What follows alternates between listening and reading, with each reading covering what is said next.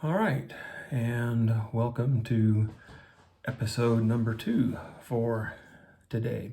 I was thinking about doing this episode about a week ago for reasons that will become obvious momentarily, because it was the prompt to do this video was triggered by the Damar Hamlin, I think that's his name, incident on Monday Night Football a week ago yesterday.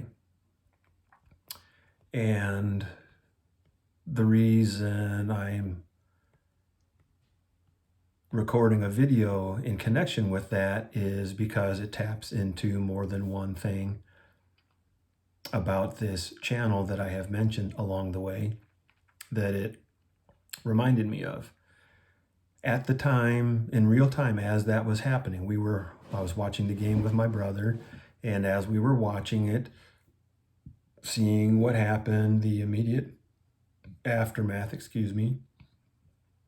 everything involved with it, one of his dogs started experiencing some obvious gastrointestinal distress, which she will do from time to time. You can kind of tell when she doesn't feel good. She was actually trying to chew a little fiber from one of the carpet remnants we have around to use kind of as a pad for different pieces of furniture. And that to me looked like her behavior when she knows she's got an upset stomach and is trying to cure it by eating grass. It looked like the eating grass behavior, which is kind of hard to do right, at that point because she was inside. Plus, we've got a couple inches of snow on the ground, but I just realized that's what was going on. So took her outside and stayed with her to keep an eye on her, make sure when she was done that she got back in, because it was pretty cold around here at that point. It was, I think, in the teens, maybe in the single digits, but it was nice and cold and didn't want her to be out there any longer than she thought she needed to be. But what that reminded me of was how many times in my life there were two big things going on right at the very same moment. And I'll mention a few examples. I wrote down, I think, 6 or 8 of them in preparation for this video, and I'm not going to bother reviewing them because the ones that come to mind are the ones that need to come to mind, and I'm a little bit of a fatalist when it comes to that sort of thing, that this will be what it's supposed to be, and I really don't have to put that much work into it, even though I did want to make sure I had some good examples to share. And just a couple that come immediately to mind are the moment that my father died. I was actually on the phone with him as he was dying. He had experienced a heart attack, I think, the previous day, and he was in Oregon at the time. My brother from Wyoming had gotten there to be with him. And on that day, that very moment, I was in Texas and in my new house, and the movers were due to arrive that day with my household belongings, and my wife and our 2 preschool aged children, yes, they both would have been preschool at that point, were arriving that day as well. So where should I have been on that day? And what should I have done, not knowing that it was going to happen that day? I had no way of knowing he was going to die that day. I would have needed to get from Dallas, Fort Worth to Oregon and didn't know. So that was just, that's probably the best example of the two things happening at once sort of thing that is part of what I believe about the way things work. It taps into this concept of the unseen realm that I know I mentioned in at least one previous video. When my mom died about 5 years before my dad did, 6 years, I guess. I had just started a new job. I think I started in February, and she died in April. So I was very new to my employer and got a call from my dad saying she's gone. And so I dropped the phone and told my boss and went straight to the house from there, which was about 60 miles away. So it took me a long time to get there. Actually, more like 80 because she was in the hospital and that's where I was going. And when I got there, turned out she wasn't dead. And that's kind of a indicator of my dad's persona. He, for whatever reason, over the years, I found myself wanting to define him. And the way I defined him was that he was a narrow-minded, scatterbrained crackpot, and clearly did not have a whole lot of respect for him. And that's a whole other story. But just for as long as I can remember, I didn't respect him, and that's on me. But that's that. And so I got there, and she was in a coma, and I stayed there for a couple of days, and the doctors really did not give any reason for optimism that she would recover at all, or how long it might take. So I was on the horns of a dilemma. And because it was unclear, and because I had just recently started a new job and did not have time off available, and she had not passed away, after a few days, I just felt like I could not continue to justify being there indefinitely when I had no leave available to take. So went back to work, and within a couple of days, she passed away, and my brother was there alone, maybe with my father, but as far as he and I are concerned, of the two of us, he was there alone. And he's really not equipped for that kind of a thing. He's got a very tender heart. He's borderline learning disabled. He's almost kind of like an adult child in some ways. And I felt very badly about him being there without me when our mom passed away. I felt bad about him being there without me when our father passed away. And that's a big part of my motivation for why I'm with him now, being his support as someone who's got a mental health disability, because I am not going to go into eternity with him having justifiable reason to think I didn't do enough for him. So now that he's the one in need, I'm sticking with him, and unless or until my last breath gets here somehow before his does, which seems unlikely, but none of us knows what's going to happen in the next moment. So there's that one. And the first one that I can recall being of that nature, where two big things were happening at the same time, was when I was in high school and high school graduation was coming up. And I can't remember if it was the rehearsal for graduation or the actual graduation ceremony. It kind of seems like it must have been the actual graduation ceremony. But I had applied for a job at our local amusement park, which is called Six Flags. It's a big amusement park in a number of places, so you may have heard of it. But it was it was the place to work for everybody in our metro area, all the high schoolers. That was the place where the in crowd worked, and if you wanted to be in the in crowd, that's where you wanted to work, and if you were in the in crowd, that's where you wanted to work. And I had an interview out there, and this was 30 miles from where I lived, something like 30 miles, 20 miles, and on the day of graduation. So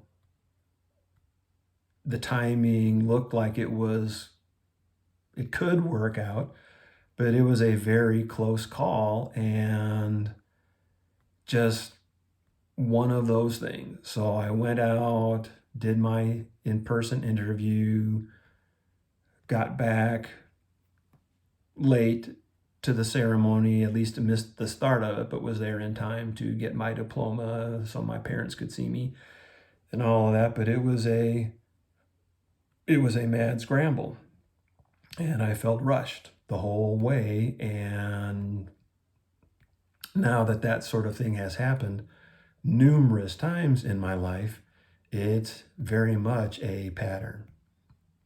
And the other one, I think the most recent one that I think I'll remember up until the Damar Hamlin thing, was the very day that I left Waycross, Georgia. I had sold my house, had finished packing up that day, and left for Wyoming with a U-Haul and my car on a trailer behind the truck, and got the proceeds from the sale and all of that. So all of that happened on that day. That was also the day that the official word arrived that my brother's disability claim appeal with the federal government had been approved. Two pretty milestone events happening on the very same day. And then on top of that, the next moment after I got off the phone with the lawyer who had called me to let me know about the decision on the disability case claim appeal, I felt my phone vibrating, and I thought it was a text message, or actually I think it was a phone call now that I think about it. I'm not sure, one or the other. I thought it was going to be my brother to tell me the very same thing, because I expected the lawyer would have called him first and me second. And it was Liani, lo and behold, to let me know she wanted to get together for another one of our sessions together, I guess I'll put it that way, and that she was willing to come to, make a house call, which was very frustrating to me because I had just left my house and sold it and packed it up and the whole bit. And it was like, oh man, I really would like to be, doing that with you today, but I'm almost to Atlanta now and I'm on my way home. And so it's going to have to be some other time. But three very important elements of my life at the time, all converging basically at the same moment. And so the reason that I mentioned those instances and was triggered by the Damar Hamlin incident in connection to my brother's dog's situation right at that very moment has to do with this notion of the unseen realm, and not just the unseen realm, but the unseen realm in which things that are not related at all in any way whatsoever in the material realm seem to be related sometimes in the unseen realm. Either two sort of must do things come up at the very same time. Command performances is the term that I use for those. Two command performances are taking place at the very same time, or competing with each other, or I'll see. I will take action in one area of my life, and then all of a sudden, action will take place in another area of my life, even though there's no material connection between the two. There seems to me to be some sort of connection in the unseen realm, because there will be no activity at all in either one. And the very moment almost that I take action in one, there is action in another. And I'll actually put it in context of this channel. It's not the best example, but it is an example. Well, actually, a couple of things I'll mention.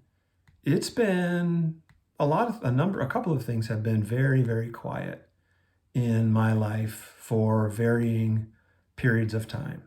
And a couple of weeks ago, I decided to start this channel with this purpose of being a forum for people to just share stuff, to get it off their chest, and to have a safe place to do so with other people that were doing the same thing for the same reason, just to get things off their chest. And so right around that time frame comes this opportunity, or potential opportunity, that I talked about in my last video, involving this significant other character / scam character, and also the delayed reaction incident of all time, having to do with a biography that was autographed by the subject of the book.